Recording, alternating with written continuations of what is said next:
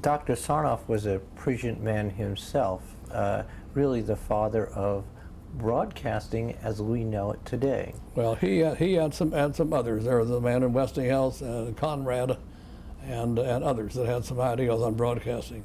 But Sarnoff had a much broader concept of what to do it. He saw what it would do for the public. He saw the need to have broadcast networks, and he set up NBC and the Blue Network and WJZ.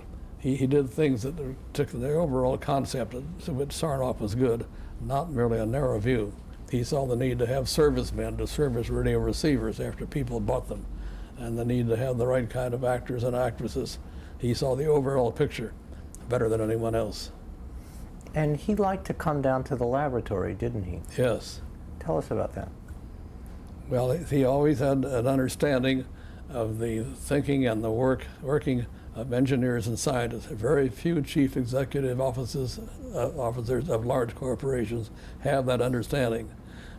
Usually the president of a company can't speak to his engineers in a really close rapport way.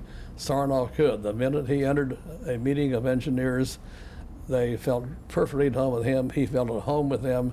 There was a very good rapport back and forth. Sarnoff could inspire engineers and physicists in a way that I think no other top corporate executive could.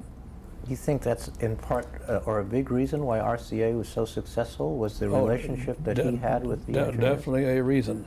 Furthermore, Sarnoff had a secret ambition to be an inventor. He liked all these inventors that he could talk to so well and that understood him so well, but he wasn't an inventor. He had no patent and he wanted one. So he invented a method of transmitting during the war information transatlantically by a somewhat different method, the radar from ship to ship and from airplane to airplane.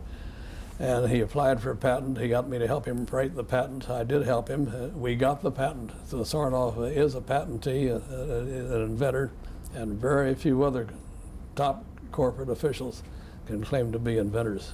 Was he proud of that patent? Oh, very, very. Would he come down to the laboratories often?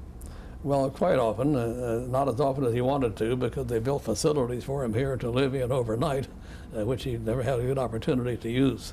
But he came down fairly often, and he came to the other plants less often. But whenever he did come, the real spark noticeable.